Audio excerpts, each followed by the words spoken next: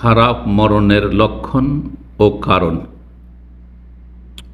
বেশ কয়েক মাস হলো ভালো মরণের লক্ষণ সম্পর্কে আলোচনা করেছিলাম, যার পর থেকে বিভিন্ন দেশ থেকে অনুরোধ আসছে যে যখন ভালো মরণের লক্ষণ সম্পর্কে আলোচনা হইল, তাহলে খারাপ মরণ সম্পর্কে কিছু আলোচনা যদি করা যেত, তারও লক্ষণগুলি আমরা জানতাম। তো কোরআন এবং হাদিসে এসব লক্ষণ সম্পর্কে যা কিছু আছে আমরা আপনাদের সামনে আজকে এই অল্প সময় পেশ করার চেষ্টা করব। আল্লাহ রাব্বুল আলামিন সঠিক কথা বলার তৌফিক দান করেন এবং সঠিক কথা জানার, মানার, আমল করার, দাওয়াত দেওয়ার আল্লাহ তৌফিক দান করেন। মওত সম্পর্কে কোরআনে কারিমে অনেক আয়াত রয়েছে। তার একটি আয়াত হচ্ছে সূরা নিসা আয়াত নম্বর 78। আল্লাহ বলছেন, আইনামা তাকুনু, যেখানেই তোমরা থাকো না কেন, যেখানেই তোমরা হও না কেন, ইউদরিকুমুল মওত, তোমাদেরকে মওত পাবেই পাবে। মওত তোমাদেরকে ধরবেই। মওতের আক্রমণ থেকে কেউ রেহাই পাবে না, কোনো সৃষ্টি পাবে না। যে সৃষ্টি একসময় ছিল না, আর সমস্ত সৃষ্টি হচ্ছে এরকম, একসময় ছিল না, পৃথিবীতে এসেছে, আবার শেষ হয়ে যেতে হবে। আম্বিয়া রসুলগণ এর থেকে ব্যতিক্রম না। আম্বিয়া রসুলগণ একসময় দুনিয়ায় ছিলেন না, কোনো মানুষ ছিল না, তারপরে যুগে যুগে নবী রসুলগণ এসেছেন, তারা জন্ম নিয়েছেন, আল্লাহ তাদের সৃষ্টি করেছেন, আর তারপরে মানব জীবনের ওপর যে স্তরগুলি রয়েছে সেগুলি অতিক্রম করেছেন, আর তারপরে দুনিয়া থেকে বিদায় নিয়েছেন। কেউ যদি মারা না গিয়ে থাকেন, যেমন ঈসা আলাইহিস সালাম, একমাত্র ঈসা আলাইহিস সালাম। কারণ বাঙালি সমাজে বা ভারতের মুসলিমদের মাঝে এরকম ধারণা আছে যে আরও কয়েকজন নবী নাকি জীবিত আছে, শুনেছেন আশা করি। তার মধ্যে একজন ইদ্রিস আলাইহিস সালামের কথা। এসব জাল কথা, কোনো প্রমাণ নেই। সুতরাং এসব বিশ্বাস রাখা জায়েজ নয়, বেদাতি আকীদা। একমাত্র ঈসা আলাইহিস সালাম সম্পর্কে আল্লাহ কোরআনে কারিমে বলেছেন, বাল রাফাহুল্লাহু ইলাইহি, আল্লাহ তার কাছে উঠিয়ে নিয়েছেন। ওমা কাতালুহু ওমা সালাবুহু ওয়ালাকিন শুব্বিহা লাহুম, তাকে ইহুদিরা খুনও করেনি, শুলেও চড়াইতে পারেনি, বরং তাকে আল্লাহ রাব্বুল উঠিয়ে নিয়েছেন। তারা আসলে ভুল বুঝেছে যে ঈসাকে হত্যা করেছে। ঈসা আলাইহিস সালাম ছাড়া কোনো ব্যক্তি সম্পর্কে এই ধারণা রাখে, যেমন খেজের সম্পর্কে বেদাতীদের আকীদা, খেজের পানির নবী, আর তারপরে বেঁচে আছেন, এটিও ভ্রান্ত ধারণা। জি, মারা গেছেন, এটি হচ্ছে সত্য। নবী করিম সাল্লাল্লাহু আলাইহি ওয়াসাল্লাম এসেছেন, কোরআনে খেজেরের কথা নাজিল হয়েছে। যদি তিনি বেঁচে থাকতেন তাহলে তার উপর এসে ইসলাম গ্রহণ করা ফরজ ছিল জমিনে থাকলে। আর তারপরে নবী সাল্লাল্লাহু আলাইহি ওয়াসাল্লাম বলেছেন একদিন রাতে, সেই ঘটনা সহিহ বুখারী বা সেই কথা বা যেই আলোচনাটি নবী সাল্লাল্লাহু আলাইহি ওয়াসাল্লাম রেখেছিলেন সেটা আপনাদের অনেকের জানা আছে, বুখারীতে আছে। বিলম্ব করে এশার সালাত পড়ালেন আর বললেন যে আজকে পৃথিবীতে যতগুলি লোক আছে, আগামী 100 বছরের মধ্যে আর কেউ পৃথিবীতে থাকবে না। যারা আজকে ভূপৃষ্ঠে আছে তাদের 100 বছরের ভিতর আর কেউ থাকবে না। তো ধৈরেই যদি নেন যে খেজের তখন ছিলেন, তাহলে 100 বছরের মধ্যে শেষ হয়ে গেছে। সুবহানাল্লাহ, নবী করিম সাল্লাল্লাহু আলাইহি ওয়াসাল্লামের কথা একেবারে কিভাবে সত্য চিন্তা করে। 110 হিজরিতে সর্বশেষ সাহাবী আবু তুফাইল রাদিয়াল্লাহু তাআলা আনহু দৌসি মক্কাতুল মুকাররমে ইন্তেকাল করেছেন। আজকে থেকে 100 বছরের ভিতরে যারা বেঁচে আছে কেউ থাকবে না। শেষ সাহাবী 110 হিজরিতে মারা যাচ্ছেন। তো নবী সাল্লাল্লাহু আলাইহি ওয়াসাল্লাম যদি এই কথাটি শেষ জীবনেও বলে থাকেন, শেষ বছরে 10ম হিজরিতে, তারপর 100 বছর, এর বেশি কেউ থাকবে না। যাই হোক, আসল বিষয়ের দিকে ফিরে আসি। আইনামা তাকুনু ইউদরিকুমুল মওত, যেখানেই থাকো না কেন তোমাদেরকে মওত পাবেই। ওয়ালাউ কুনতুম ফি বুরুজিম মুশাইয়াদা, যদিও তোমরা সুউচ্চ সুদৃঢ়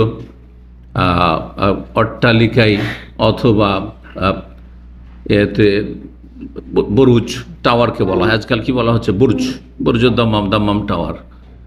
তো যে কোনো সুউচ্চ সুদৃঢ় অট্টালিকায় যদি তোমরা অবস্থান করো, যেখানেই অবস্থান করো না কেন, তোমাদেরকে মরণ পাবেই। তাহলে মরণ পাবে। মরণের পরের জীবন আছে, কাফের যখন নন তাহলে এটা বিশ্বাস আছে যে মরণের পরের জীবনটা হচ্ছে স্থায়ী জীবন। এই স্থায়ী জীবন হয় জান্নাতে, তাহলে আলহামদুলিল্লাহ। যদি জান্নাতে যাওয়ার মতো কাজ করে যেতে পারেন তো বলেন আলহামদুলিল্লাহ, আল্লাহ শুকরিয়া আদায় করে যে আল্লাহ তৌফিক দিয়েছেন এবং নিজে চেষ্টা করেছেন, মন মেজাজ ওই রকম তৈরি হয়েছে যে আমি আখেরাতকে সুন্দর করব। আর যদি এর বিপরীত অবস্থা হয় যে পরকাল সম্পর্কে কোনো রকমের কার্যক্রম নেই, কর্মসূচি নেই, কর্মতৎপরতা নেই, কোনো চেষ্টা নেই, মেহনত নেই, তাহলে ফালা ইয়ালুমান্না ইল্লা নাফসাহ, নিজেকে ছাড়া অন্য কাউকে আপনি ধিক্কার দেবেন না, তিরস্কার করবেন না। দোষ আপনার, আপনি আপনার ক্ষতি করছেন। এখনও হুঁশ ফিরিয়ে নিয়ে আসার সুযোগ আছে, আল্লাহ তৌফিক দান করুন। গোমরাদেরকে আল্লাহ হেদায়েত করুন, তাদের অনিষ্ট থেকে ভালো মানুষদের আল্লাহ রক্ষা করুন, সমস্ত ফিতনা থেকে আল্লাহ ভালোদেরকে বাঁচিয়ে রাখুন, সমস্ত মুসলিমদেরকে আল্লাহ রাব্বুল আলামিন সঠিক ইসলামের দিকে ফিরে এসে আর সঠিক ইসলাম পালনের সার্বিক ক্ষেত্রে তৌফিক দান করুন। তাহলে মরণ পাবেই। মরণের সময়ের অবস্থা সূরা আনআম আয়াত নম্বর 93 আল্লাহ রাব্বুল ইরশাদ করেছেন, ওয়ালাউ তারা ইযি যালিমুনা ফি গামারাতিল মউত।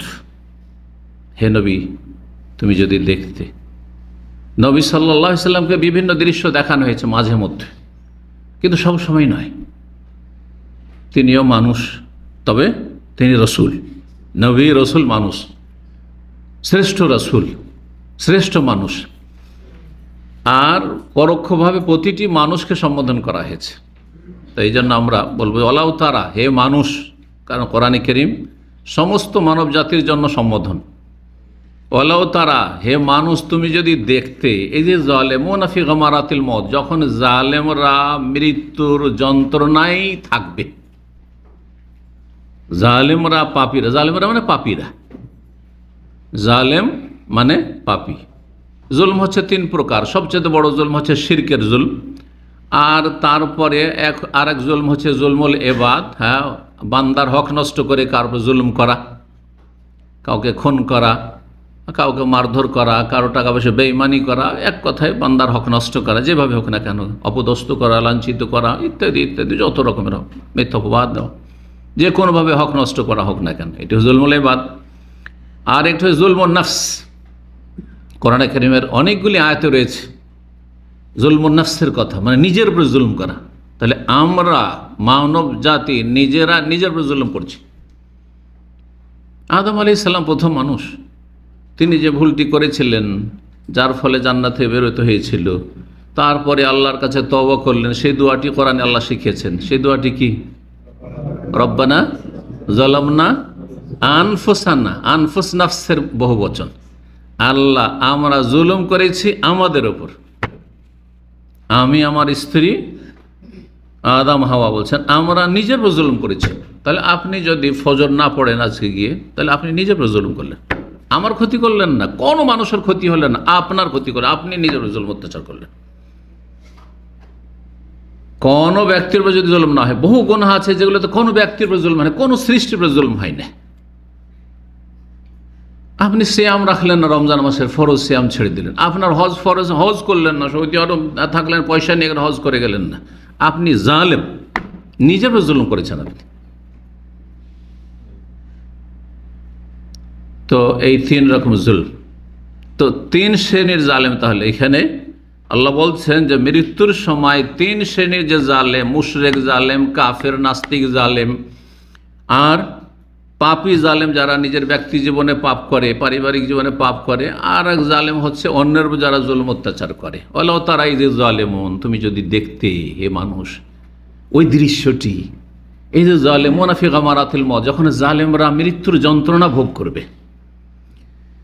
ওয়াল মালাইকাতু বাসিতু আইদিহিম, সেই সময় ফেরেশতাগণ, ফেরেশতাগণ আল্লাহ মালাইকা বলেছেন, তাদের প্রধান হচ্ছেন মালাকুল মউত, এই ডিপার্টমেন্টের হেড যিনি প্রধান।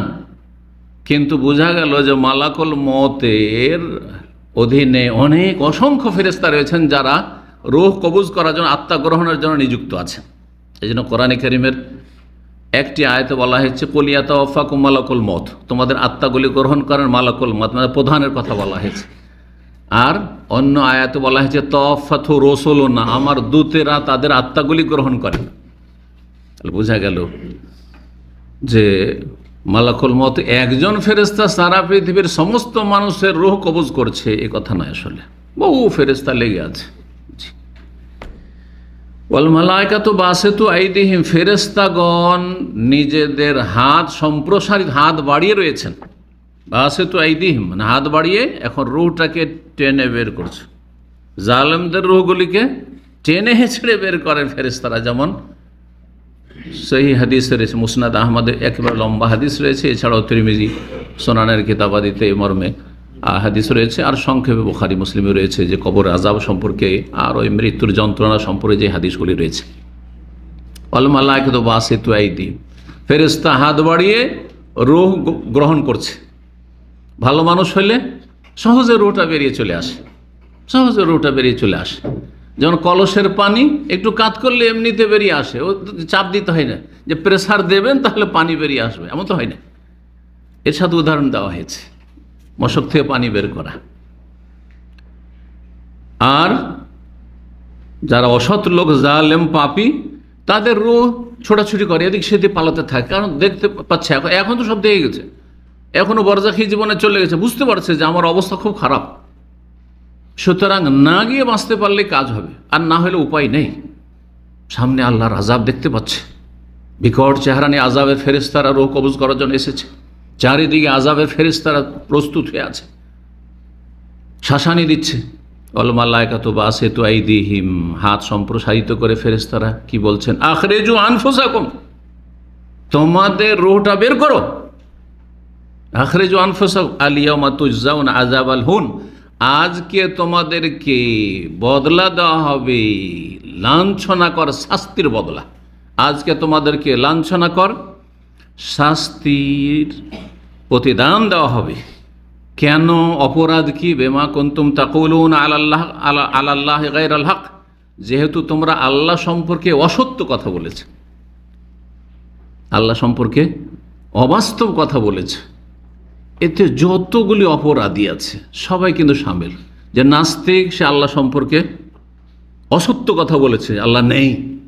যে মুশরিক, সে দুর্গা পূজারী অথবা দরগা পূজারী, মাজার পূজারী, অসত্য কথা বলেছে। আল্লাহু আহাদ, আল্লাহ বলছে লা শারীকা লাহু ওয়ালা ইউশরিক বিইবাদাতি রাব্বিহি আহাদ, আল্লাহর কোনো শরীক নেই। আরে বলছেন না শরীক আছে, গৌস কুতুব আবদাল আছে, ওরা সারা দুনিয়াকে ধরে আছে, তার রোগ ভালো করতে পারে, তাদের মাজারে আসলে খালি হাতে ফিরে আসে না, সেখানে সন্তান পাওয়া যায়, সেখানে এই পাওয়া যায়, সেই পাওয়া যায়।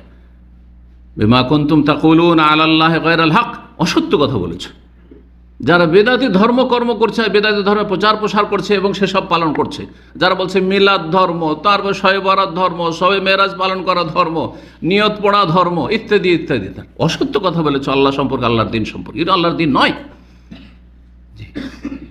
তাহলে অত্যন্ত ব্যাপক অর্থ কোরআন কারীমের আয়াতের। বিমা কুনতুম তাকুলুনা আলাল্লাহি গায়রাল, আল্লাহ সম্পর্কে, আল্লাহ সম্পর্কে মানে আল্লাহর দিন সম্পর্কে, আল্লাহর দিন আল্লাহর বিষয়। আল্লাহ সম্পর্কে যখন বলা হবে, আল্লাহ সম্পর্কে, আল্লাহর দিন সম্পর্কে, আল্লাহ রসুল সম্পর্কে, এই তিনটি বিষয়ে কথা বলা না, আল্লাহ সম্পর্কে কথা বলা অতপ্রতভাবে জড়িত। এই জন্য তিনটি ইসলামের যে মূলনীতি, আর কবরে যে তিনটি প্রশ্ন করা হয় মাইয়াতকে উঠিয়ে প্রথম, এই তিনটি কিন্তু মান রব্বুকা, আল্লাহ সম্পর্কে, মা দিনুকা, দিন সম্পর্কে, আল্লাহর দিন সম্পর্কে, আর মান নবীকা, তোমার নবী সম্পর্কে। একটি অপরটি থেকে ভিন্ন করে আপনি দেখতে পারেন না, একটি ছাড়া এই তিনটির মধ্যে একটি বাদ দিলে আপনি মুসলিমে থাকতে পারেন না। আপনাকে যেমন আল্লাহ সম্পর্কে জানতে হবে, আল্লাহর দিন সম্পর্কে জানতে হবে, আল্লাহ রসুল সাল্লাল্লাহু আলাইহি ওয়াসাল্লামের সিরাত সম্পর্কে জানতে হবে, যেটা বিশেষ করে আপনার আমলের সাথে যেসব সিরাতের দিকগুলি সম্পর্ক রয়েছে। কিসসা কাহিনী ধরেন বাদ দেন, কিন্তু যেসব আমলের দিক রয়েছে, নবী সাল্লাল্লাহু আলাইহি ওয়াসাল্লামের লেনদেন ইত্যাদি, হালাল হারাম, জায়েজ না জায়েজ, তাওহীদ সুন্নাত ইত্যাদি, সেটাও সিরাত, বরং সেটাই হচ্ছে গুরুত্বপূর্ণ সিরাতের দিক, নবীর জীবনের দিক।